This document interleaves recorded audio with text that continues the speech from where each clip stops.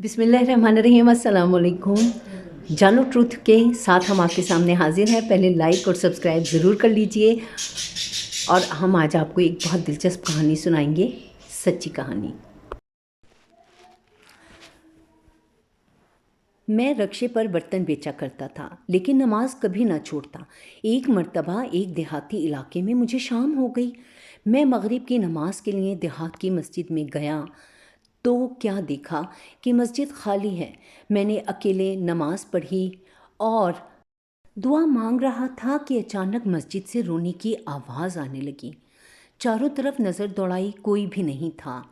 घर पर भी एक मौलाना से पूछा तो मुझ पर यह राज खुला कि मैं गली गली बर्तन बेचकर इस वक्त घर वापसी के लिए निकल खड़ा हुआ था, क्योंकि शाम हो गई थी और अंधेरा फैलना शुरू हो गया था। वैसे भी सर्दी का मौसम था। सर्दी की वजह से मुझसे अब एक रिक्शा चलाना नहीं जा रहा था। मैंने जितने बर्तन बेचने थे बेच दिए और अब वापसी की ठानी थी। लेकिन अभी इस पसमानदा से इलाके से निकलकर मैं मेन सड़क पर आया ही था कि अचानक मुझे मगरिब की अजान की आवाज़ सुनाई दी थी। मैंने इर्द गिर्द निगाह दौड़ाई कि मस्जिद नज़र आ जाए तो मैं वहाँ पर नमाज अदा कर लूँ, क्योंकि मैं हमेशा ऐसे ही किया करता था। मैं कभी नमाज नहीं छोड़ता था और जहाँ मुझे अज़ान की आवाज़ सुनाई देती मैं वहीं पर नमाज अदा करने के लिए फिर आगे जाता। इसीलिए जैसे ही नज़र दौड़ाई तो सामने ही मुझे एक मस्जिद नज़र आ गई। मैंने अपने रक्शे को मस्जिद के बाहर रोका और अंदर जाकर वज़ू किया, नमाज के लिए खड़ा हो गया। नमाज अदा करने के बाद मैं अभी दुआ ही मांग रहा था कि अचानक ही मुझे एक रोने की आवाज़ सुनाई दी। यूं लग रहा था जैसे मस्जिद के किसी कोने में कोई छुप छुप कर रो रहा है। मेरे रोंगटे खड़े हो गए। मैं डर गया, क्योंकि मैं देख रहा था मस्जिद तो बिल्कुल खाली थी और यहाँ पर कोई भी नहीं था। ये मस्जिद सड़क के ऊपर बनी हुई थी, जैसे मुसाफिरों के लिए छोटी छोटी मसाजिद बनाई जाती हैं, बिल्कुल वैसे ही थी। मैंने बामुश्किल अपनी दुआ को मुकम्मल किया। अब मैं मस्जिद में उठकर इधर उधर निगाहें दौड़ाने लगा, लेकिन कहीं पर भी मुझे कोई दिखाई नहीं दिया, बल्कि मस्जिद बिल्कुल खाली थी और मेरे अलावा वहाँ कोई मौजूद नहीं था। एक लम्हे के लिए मेरा पूरा वजूद जैसे सर्द पड़ गया और मैं घबरा गया था। तभी उठकर वहाँ से बाहर निकला, लेकिन मैं बार बार पीछे मुड़कर ज़रूर देख रहा था। जाने क्यों मुझे डर लग रहा था और मेरा वजूद सर्द हो रहा था। खौफ के मारे मेरी हालत ख़राब हो रही थी। इस मस्जिद में इस तरह अचानक किसी का रोना मुझे परेशान भी कर गया था। लेकिन हैरानी की बात ये थी कि वहाँ कोई था ही नहीं। मैं वापस रक्शे पर बैठा और रक्शे को चलाता हुआ घर गया, लेकिन मेरे दिल और दिमाग से ये बात नहीं निकली थी और मैं मुसलसल उलझन का शिकार थी। इतनी देर में इशा की अज़ान हो गई। मैं इशा की नमाज़ अदा करने के लिए मस्जिद चला गया। नमाज अदा करने के बाद मैं वहीं पर बैठा रहा। तभी मुझे मस्जिद के इमाम साहब मेरे करीब आए और कहने लगे, असल बात है राशिद, तुम घर नहीं गए, आज कोई मसला है क्या? क्या कोई परेशानी है? इमाम साहब मुझे बरसों से जानते थे। मैं इस मस्जिद में नमाज अदा करने के लिए अक्सर आया जाया करता था और अक्सर इनके साथ सलाम दुआ हो जाती थी। आज भी मैं नमाज अदा करने के लिए आया था, लेकिन वहाँ पर मस्जिद में बैठ गया, क्योंकि मैं आज रात अपने साथ होने वाले वाक़े के बारे में सोच रहा था। जब भी इमाम साहब को अपनी तरफ मुतवज्जा देकर कहा, नहीं इमाम साहब, तबीयत तो ठीक है, कोई परेशानी भी नहीं, लेकिन एक बात है जो दिल में घुप सी गई है और मुझे तंग कर रही है। इसकी वजह से मैं खौफ का शिकार हूँ। मैंने इमाम साहब से जब ये कहा तो वो मेरे करीब ही बैठ गए और कहने लगे, कहो राशिद, क्या बात है? कौन सी बात तुम्हें परेशान कर रही है? हो सकता है मैं तुम्हारी कुछ मदद कर दूं। इमाम साहब ने नरम लहजे में मुझे मुखातिब करते हुए कहा। तो मैंने एकदम इन्हें आज होने वाले वाक़े के बारे में बता दिया, जिसे सुनकर वो फ़िक्रमंद से नज़र आने लगे और फिर कहने लगे, तुमने जो भी सुना ठीक सुना था। ऐसा होता है। इमाम साहब की बात ने मुझे एकदम चौंका दिया और मैंने इनकी तरफ देखा और पूछा, आखिर ऐसा क्या है? ये सब क्यों हुआ? मेरी बात सुनकर इमाम साहब ने जो कुछ मुझे बताया, इस बात ने मेरे कदमों तले से ज़मीन निकाल दी थी। میرا نام راشد ہے اور میری عمر اس وقت 30 برس ہے۔ میں شادی شدہ ہوں، گھر میں بیوی اور 3 بچے ہوتے ہیں۔ میرا کرائے کا مکان ہے اور میں برتن بیچنے کا کام کرتا ہوں۔ میں محنت اور ایمانداری سے اپنا کام کرتا ہوں اور روزانہ کی بنیاد پر برتن لے کر رکشے پر چلا جاتا ہوں اور گلی گلی نگر نگر پھر کر انہیں بیچتا ہوں۔ میرے پاس برتنوں کی مختلف ورائٹی ہوتی ہے۔ کچھ تو گاہک میرے مستقل لگ گئے ہیں اور میری آواز سنتے ہی اکثر مجھ سے کوئی نہ کوئی چیز خرید لیتے ہیں۔ اس کے علاوہ بھی نئے گاہک کافی مل جاتے ہیں۔ اللہ کے کرم سے میں اتنا کما لیتا ہوں کہ اپنے گھر کا خرچ بخوبی پورا کر لیتا ہوں۔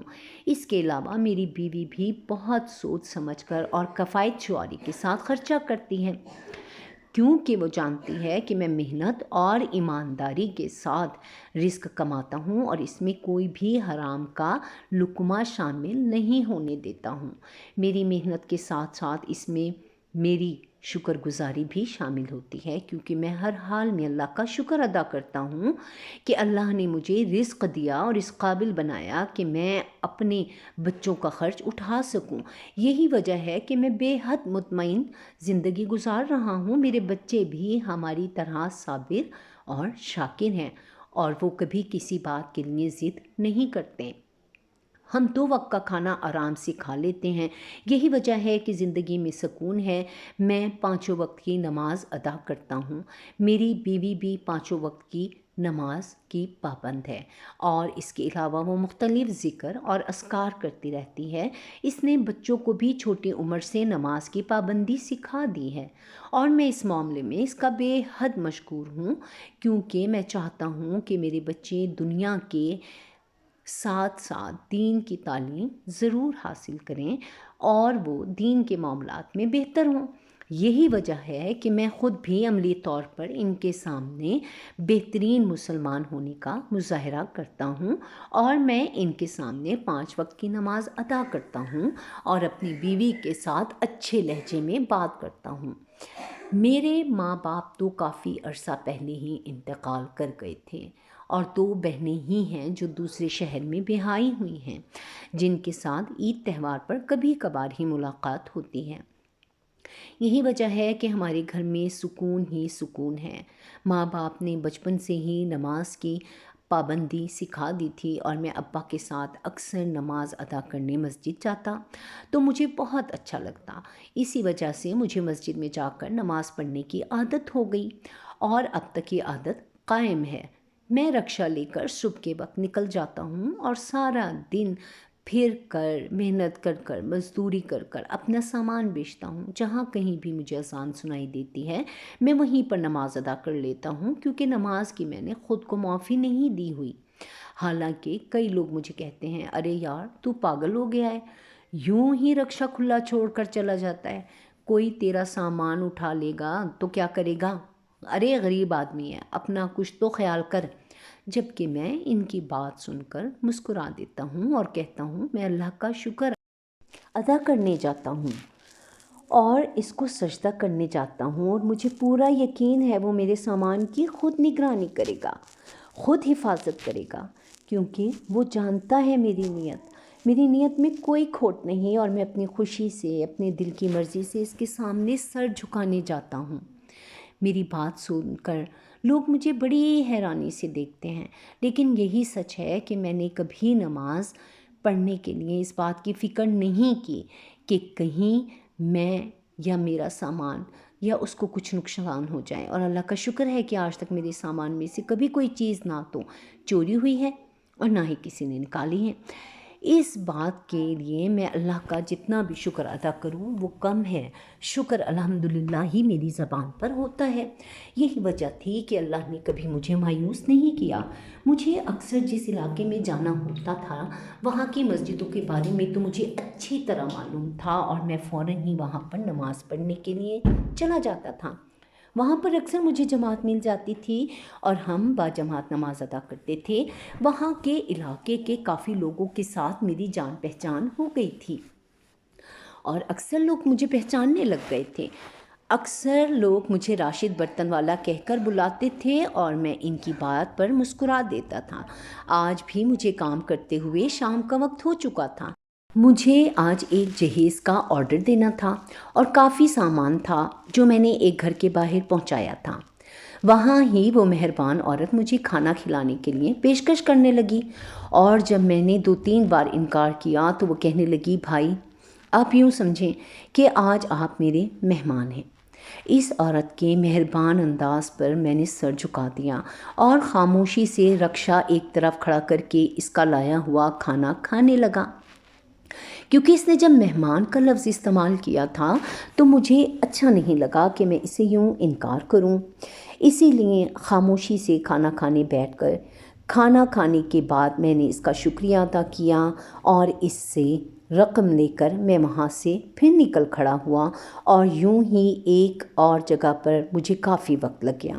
وہاں سے نکلتے نکلتے مجھے شام ہو گئی تھی، حالانکہ میں عصر کے بعد گھر لوٹ آتا تھا کیونکہ میں شام کا وقت اپنے بچوں کو دیتا تھا اور 2 گھنٹے ان کے ساتھ ضرور بیٹھ کر کھیلتا، انہیں قرآن پاک پڑھاتا تھا اور ان کی روزمرہ کی روٹین کی گفتگو سنتا۔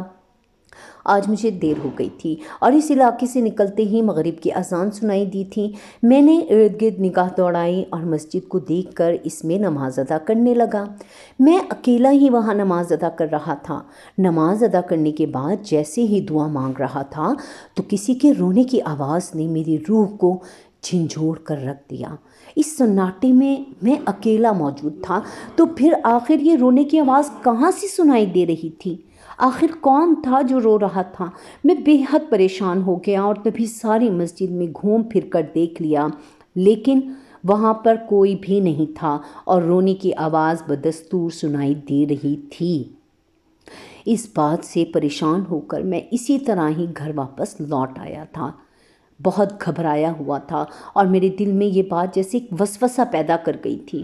اور تب جب میں عشاء کی نماز پڑھنے کے لیے مسجد آیا تو وہاں پر امام صاحب نے میری پریشانی کو دیکھتے ہوئے مجھ سے جب سوال کیا تو میں بے اختیار انہیں اپنے بارے میں بتا بیٹھا اور انہیں پوچھنے لگا کہ آخر ایسا کیا تھا وہاں پر مسجد میں مجھے کس کے رونے کی آواز سنائی دیتی؟ کیا وہاں پر کوئی غیر مرئی مخلوق تھی؟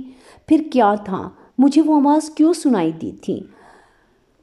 اماں نے امام مسجد سے جب یہ پوچھا تو افسردگی سے کہنے لگے، راشد بیٹا، تمہیں جو آواز سنائی دی تھی وہ بالکل صحیح تھی اور ایسا اکثر ہوتا ہے۔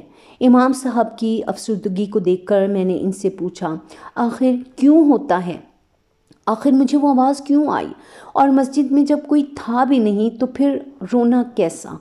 میں نے حیرانی سے امام صاحب سے پوچھا تو کہنے لگے، راشد بیٹا، جب مسجدیں غیر آباد ہوں گی، وہاں پر نماز کی ادائیگی کے لیے کوئی موجود نہیں ہوگا تو پھر ایسا ہی ہوگا۔ امام صاحب کی بات سن کر میں بے اختیار چونک پڑا اور ان سے پوچھنے لگا، آخر ایسا کیا ہے؟ مسجد میں اس طرح رونے کا کیا مطلب ہے؟ تبھی امام صاحب کہنے لگے، راشد بیٹا، مسجد میں تو آج کل لوگ بہت کم جاتے ہیں اور تم نے دیکھ ہی لیا ہے اس مسجد میں بھی کتنے کم لوگ آتے ہیں۔ ہمارے محلے کی آبادی اتنی زیادہ ہے لیکن پھر بھی نماز کے لیے 2 صفیں بھی مکمل نہیں ہو پاتی۔ یہی وجہ ہے کہ جب دوسری مساجد میں بھی لوگ نہیں جاتے، وہاں پر نماز نہیں ادا کرتے تو پھر مسجدیں روتی ہیں اور وہ اللہ سے فریاد کرتی ہیں کہ ہمیں آباد کرو، لیکن لوگ نہیں آباد نہیں کرتے۔ لوگ مسجد تو بنا دیتے ہیں، ایصال ثواب کے لیے اپنے پیاروں کا نام اس پر لکھوا دیتے ہیں، لیکن پھر انہیں آباد کرنے کا خیال ان کے دل میں نہیں آتا۔ اگر مسجد بنی ہے تو وہاں پر نمازی بھی تو ہونے چاہیے، ورنہ اگر نمازی نہیں ہوں گے تو پھر اس مسجد کا کیا معنی رہ جاتا ہے؟ تم خود بتاؤ، مسجد کس مقصد کے لیے ہوتی ہے؟ آپ بھی کمنٹ ضرور کیجئے گا۔ اللہ نے ایک نظام بنایا ہے نا، اور ہمیں اس نظام کے اوپر چلنا چاہیے۔ اگر مسجدیں اس طرح غیر آباد ہوں گی تو وہ تو روئیں گی ہی، فریاد ہی کریں گی۔ یہی وجہ ہے کہ تمہیں بھی مسجد کے رونے کی آواز سنائی دی تھی۔ تم وہاں پر نماز ادا کر رہے تھے اور مسجد کو یہ بات پسند آئی، لیکن اسے اس بات کا بھی دکھ تھا کہ یہاں پر تو کوئی آتا ہی نہیں، نہ جانے کتنے عرصے سے اس مسجد میں کوئی نمازی نہیں گیا، نہ جانے کتنے عرصے وہ مسجد یوں ہی بغیر آباد تھی، اور اگر وہ ایسی ہی تھی تو پھر تم خود سوچو بحیثیت یہ مسلمان ہمارے لیے یہ کتنا بڑا افسوس کا مقام ہے۔ امام صاحب کی بات سن کر میں خود بھی بہت افسردہ ہو گیا تھا۔ اس طرف تو میرا دھیان ہی نہیں کبھی گیا تھا۔ میں نے تو صرف نماز ادا کرنی ہوتی تھی اور مجھے جو مسجد ملتی تھی میں اس میں نماز ادا کر لیتا، لیکن میں نے کبھی آج تک مسجدوں کے آباد یا غیر آباد ہونے کے بارے میں نہیں سوچا تھا، اور نہ ہی کبھی میرے ساتھ اس طرح کا واقعہ پیش آیا تھا کہ مجھے مسجد کا رونا سنائی دیتا۔ آج پہلی بار جب میں نے یہ سنا تھا تو میرے دل کی کیفیت بے حد عجیب ہو گئی تھی، اور اس وقت میرے دل پر ایک ہیبت طاری ہو رہی تھی۔ مجھے اللہ کے عذاب سے خوف آ رہا تھا۔ اگر مسجدیں اسی طرح غیر آباد رہیں گی تو کس طرح ہم ایک مسلمان ہونے کا فرض ادا کریں گے؟ اگر مسجدیں اسی طرح ہی روتی رہیں گی، اللہ کے آگے فریاد کرتی رہیں گی، تو پھر ہم پر عذاب آئیں گے ہی، ہم پر اللہ کا قہر نازل ہوگا ہی۔ امام صاحب کی باتوں نے میرے دل میں کئی سوچیں پیدا کر دی تھیں، اور میں امام صاحب سے کہہ کر آپ کی بات سننے کے بعد ایک سوچ میں مبتلا ہو گیا۔ مجھے ایک نیا رستہ مل گیا۔ مجھے پہلے تو یہ بات معلوم ہی نہیں تھی کہ مسجدیں بھی اس طرح فریاد کرتی ہیں، مسجدیں بھی اس طرح روتی ہیں۔ میں تو بس نماز ادا کرتا تھا اور یہ سوچتا تھا کہ میرے فرض ادا ہو گیا ہے، لیکن آج مجھے آپ کی بات سن کر دل پر ایک عجیب بوجھ محسوس ہو رہا ہے کہ میں نے پہلے اس بارے میں کیوں نہیں سوچا۔ واقعی ہم اتنے نمازی نہیں ہوتے جتنی ایک علاقے میں مسجدیں ہوتی ہیں، اور یہ بات ہمارے لیے لمحہ فکریہ ہے۔ ہمیں اس بارے میں ضرور سوچنا چاہیے۔ آپ مجھے بتائیں کہ میں اس معاملے میں کیا پیش رفت کر سکتا ہوں کہ مسجدیں آباد ہوں اور وہاں پر بھی لوگ نماز ادا کرنے جائیں، تاکہ کوئی بھی مسجد اس کے بعد مجھے روتی نہ ملے، اور نہ ہی وہ اللہ کے آگے فریاد کرتی ہوئی ملے۔ میں نے امام صاحب سے پوچھا تھا تو امام صاحب کہنے لگے، راشد تمہاری سوچ بہت اچھی ہے، اور میں جانتا ہوں کہ تم اچھی نیت سے یہ بات کر رہے ہو، لیکن کسی کو بھی نماز کے لیے اکسا نہیں سکتے۔ ہم صرف اس کی تبلیغ دے سکتے ہیں، لیکن ہم کسی کو اس بات پر مجبور نہیں کر سکتے۔ ہر شخص کا اپنا ایمان ہوتا ہے اور ہر شخص کی اپنی نیت ہوتی ہے، اس لیے تم صرف اتنا کر سکتے ہو کہ لوگوں کو نماز کی ترغیب دو اور انہیں مسجد میں باجماعت نماز ادا کرنے کی تلقین کرو۔ اب یہ لوگوں کے ایمان پر منحصر ہے کہ وہ مسجد میں آتے ہیں یا نہیں۔ تم صرف انہیں تبلیغ کر سکتے ہو، تلقین کر سکتے ہو، لیکن تم کسی کو اٹھا کر مسجد تک نہیں لا سکتے۔ لوگ اکثر مسجدوں میں نماز پڑھنے کے لیے آئیں گے تو ایک دوسرے کے ساتھ باہمی گفتگو کریں گے، ایک دوسرے کا حال چال حال احوال معلوم کریں گے، اور اس طرح ایک صحت مند معاشرہ پرورش پاتا ہے۔ لیکن افسوس کی بات ہے کہ لوگ اکثر گھروں میں نماز ادا کر لیتے ہیں اور مسجد تک آنے کا تکلف نہیں کرتے۔ امام صاحب نے افسردگی سے کہا تو میں نے سر ہلا دیا۔ امام صاحب کے ساتھ یہ گفتگو میرے دل و دماغ میں کئی سوچوں کے در کھول گئی تھی۔ کمنٹس کر کے آپ بھی ضرور بتائیے گا۔ میں چپ چاپ مسجد سے نکل آیا، لیکن دل و دماغ میں ایک الجھن سی جاری تھی۔ مجھے سمجھ ہی نہیں آ رہی تھی کہ آخر میں اس معاملے میں کس طرح بہتری لے کر آؤں، مسجدوں کو کیسے آباد کروں، کس طرح لوگوں کو اس بات کی تلقین کروں۔ میں بے حد فکر مندی سے گھر کی طرف لوٹ آیا تھا۔ میری بیوی نے جب میرے چہرے پر فکر مندی اور پریشانی کے تاثرات دیکھے تو پوچھنے لگی، کیا ہوا راشد، سب خیریت تو ہے؟ آپ اتنے پریشان سے کیوں لگ رہے ہیں؟ اپنی بیوی کو یہ بات سن کر میں آج سارا واقعہ میں نے جو میرے ساتھ پیش آیا تھا میں نے اس کو بتا دیا، جسے جان کر یقیناً وہ بھی پریشان ہو گئی تھی اور کہنے لگی، یہ تو واقعی بہت عجیب بات ہے، خالی جگہ پر کون رو رہا تھا؟ اور پھر جب میں نے اس سے امام صاحب کے ساتھ ہونے والی گفتگو کے بارے میں بتایا نا تو وہ سن کر حیران رہ گئی، اور آپ بھی ضرور ہوئے ہوں گے۔ ایسا ہو سکتا ہے؟ راشد، میں نے تو اپنی زندگی میں اس طرح کی بات کبھی نہیں سنی، پہلی بار آپ کے منہ سے یہ بات سن کر مجھے عجیب سا لگ رہا ہے، کیا واقعی ایسا ہوتا ہے؟ اپنی بیوی کی بات پر میں نے ہاں میں سر ہلایا تھا، کیونکہ میں نے وہ آواز اپنے کانوں سے سنی تھی۔ ہاں بالکل ایسا ہی ہوتا ہے، امام صاحب نے مجھے خود بتایا ہے، اور میں یہ جان کر بے حد حیران ہوں کہ آخر مسجدیں روتی ہیں اور فریاد کرتی ہیں، لیکن اس سے بھی زیادہ حیرت اور افسوس کی بات پتہ ہے کیا ہے؟ کہ وہ صرف نمازی نہ ہونے کی وجہ سے روتی ہیں۔ مجھے اس بات پر بے حد افسوس ہے، لیکن اس بات پر فخر ہے کہ میں خود 5 وقت کی نماز مسجد میں ادا کرتا ہوں۔ میں نے اپنی بیوی سے کہا تو وہ مسکرا دی اور کہنے لگی، بالکل اللہ نے آپ کو توفیق دی ہے، آپ 5 وقت کی نماز مسجد میں ادا کرتے ہیں، اور میرے خیال میں سب کو مسجد میں ہی جانا چاہیے اور 5 وقت کی نماز پڑھنی چاہیے۔ اذان سن کر گھروں پر وضو کرنا اور نماز پڑھنا بہت آسان ہے، لیکن جب اللہ کی طرف قدم بڑھا کر چلتے ہیں تو اللہ ہر قدم کے اوپر بے حساب نیکیاں دیتا ہے، اور پھر جس طرح سب لوگ بلا تخصیص بلا تفریق مسجد میں جمع ہو کر نماز ادا کرتے ہیں نا، تو ایسا لگتا ہے کہ کوئی امیر ہے اور نہ کوئی غریب ہے، بلکہ سب ایک ہی جیسے دکھائی دیتے ہیں۔ میں تو بہت خوش ہوں کہ آپ مسجد میں نماز ادا کرتے ہیں، اور میں اپنے بچوں کو بھی اس بات کی تلقین کرتی ہوں اور کرتی رہوں گی کہ جب وہ 7 سال کے ہو جائیں گے نا تو مسجد میں جا کر نماز ادا کریں۔ میں انہیں گھر پر نماز نہیں پڑھنے دوں گی، اس طرح انہیں مسجد جانے کی عادت بھی پڑ جائے گی۔ میری بیوی نے جب مجھے یہ کہا تو میں بے ساختہ یہ کہنے پر مجبور ہو گیا، اور بڑے فخر سے اس کی چہرے کی طرف دیکھا اور کہا، تم میری زندگی کا ایک تحفہ ہو، اللہ کی طرف سے ایک خاص انعام ہو۔